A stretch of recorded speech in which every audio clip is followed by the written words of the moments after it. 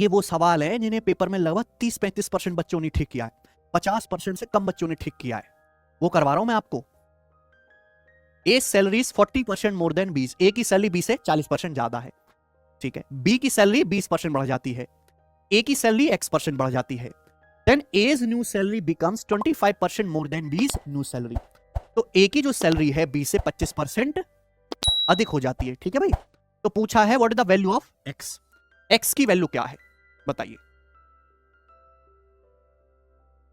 बताओ। डेटा बहुत आसान है, कुछ भी दिक्कत नहीं है सवाल में। पहली लाइन देखो क्या है, ए की सैलरी बी से 40% ज्यादा, 40% की फ्रैक्शन वैल्यू 2/5। ए की सैलरी बी से 40% ज्यादा, यानी कि बी की सैलरी अगर 5 है तो ए की सैलरी 2 ज्यादा है 7, कोई दिक्कत। अब हुआ क्या, बी की सैलरी 20% बढ़ जाती है। अगर आप 5 को 20% बढ़ाओगे, 5 का 20% कितना होता है 1, तो बी की सैलरी कितनी हो जाती है। ए की सैलरी कितनी बढ़ जाती है, ए की सैलरी x% बढ़ जाती है।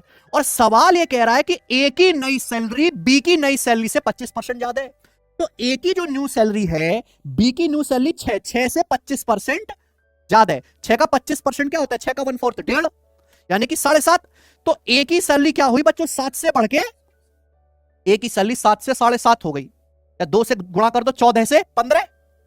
तो ए की सैलरी अगर 7 से 7.5 हो रही, रेशियो ही तो है, 2 से गुणा कर दो तो 14 से कितनी हो गई। अगर 14 से 15 हो गई तो सैलरी बढ़ी कितनी है, 1 बढ़ गई 14 पर, ठीक है ना। और 1/14 बढ़ गई, 1/14 कितना होता है, अप्रोक्स 7.14% आंसर है, ठीक है।